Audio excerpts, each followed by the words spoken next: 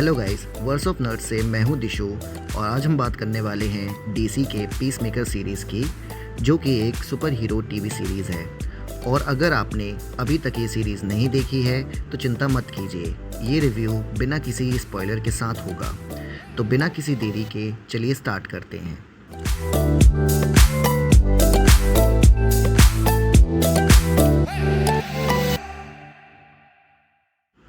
Peacemaker का season 1 HBO max पे जनवरी 2022 को रिलीज़ हुआ था, पर क्योंकि HBO मैक्स हमारे इंडिया में अभी तक नहीं आया है, इसलिए मैंने ये सीरीज़ अभी तक नहीं देखी थी।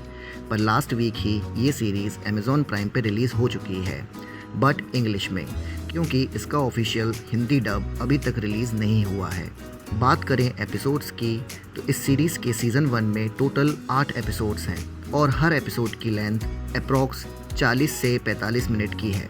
आप ये सीरीज़ 5 से 6 घंटे में ही देखकर ख़त्म कर सकते हैं। ये सीरीज़ DC एक्सटेंडेड यूनिवर्स मतलब DCEU में टेक प्लेस करती है और ये सीरीज़ एक स्पिन ऑफ है 2021 की द सुसाइड स्क्वाड का, जिसके राइटर और डायरेक्टर जेम्स गन थे।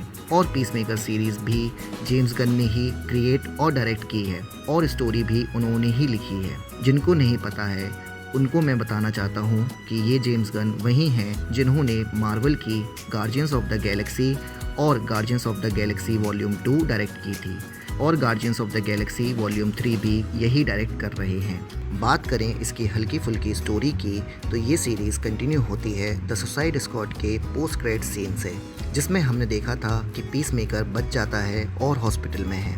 अब जैसे ही वो अपनी इंजरीज से रिकवर हो जाता है, अमेंडा वॉलर उसको फिर से एक और मिस्टीरियस मिशन दे देती हैं और मिशन का नाम होता है प्रोजेक्ट बटरफ्लाई। अब प्रोजेक्ट बटरफ्लाई क्या है और पीसमेकर और उसकी टीम कैसे इस मिशन को कंप्लीट कर पाएगी, यही इस सीरीज़ का मेन प्लॉट है। तो सीरीज़ देखने के पहले अगर आपने द सुसाइड स्क्वाड 2021 वाली नहीं देखी है तो पहले आप ये मूवी देख लें। अब बात करते हैं परफॉर्मेंस की, तो स्पेशली जॉन सीना की परफॉर्मेंस और एक्टिंग की दाद देनी होगी। हर सीन में, चाहे इमोशनल मोमेंट्स हों या कॉमेडी, उन्होंने पीसमेकर के कैरेक्टर में जान डाल दी है। बाकी कैरेक्टर्स जैसे कि हारकोट, मर्न या लियोटा, सभी की परफॉर्मेंस बहुत ऑसम और ज़ोरदार हैं। बट एक कैरेक्टर जो कि मेरा पर्सनल फेवरेट बन गया है वो है विजिलेंटी। सीरीज़ में उन्होंने जो काम किया है, भाई क्या एक्टिंग की है इस बंदे ने, वो देखकर मज़ा ही आ जाता है। साथ ही ईगली का रोल भी बहुत शानदार है, जो कि पीसमेकर का ईगल पैट रहता है और उसको CGI के थ्रू क्रिएट किया गया है। अब बात करें मेरे रिव्यू की, तो इस सीरीज़ में वो सब कुछ है जो कि इस सीरीज़ को मस्ट वॉच की कैटेगरी में डाल देता है। इस सीरीज़ में वियर्ड कॉमेडी है, फनी जोक्स हैं जो कि आप देखते टाइम एंजॉय करेंगे, पर साथ में ही ये सीरीज़ बीच बीच में इमोशनल भी कर देती है। इस सीरीज़ में ट्विस्ट एंड टर्न्स भी हैं और साथ में ही स्टोरी लाइन में फैमिली, फ्रेंडशिप और रिलेशनशिप्स का परफेक्ट बैलेंस है। सीरीज़ में एक्शन भी बहुत ज़ोरदार है और साथ में ही इस सीरीज़ में एलियंस भी हैं, पर ये सीरीज़ आपको 1% भी बोर नहीं करेगी। बोल सकते हैं कि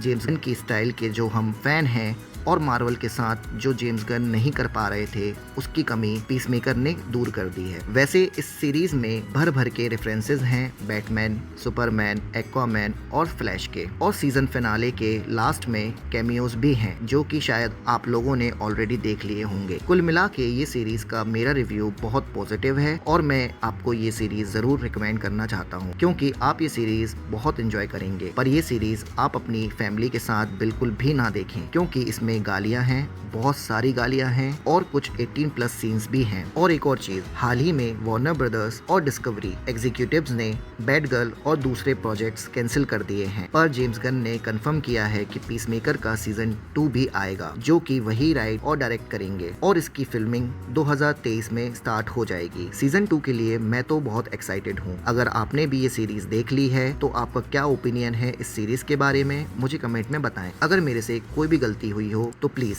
कमेंट में बताएं। जाते जाते अगर ये वीडियो आपको अच्छा लगा तो लाइक करिए और कमेंट करिए। अगर आप मेरे चैनल पे नए हैं तो चैनल को प्लीज़ सब्सक्राइब करिए। मैं ऐसे ही और वीडियोस लेकर आता रहूँगा। तब तक टेक केयर।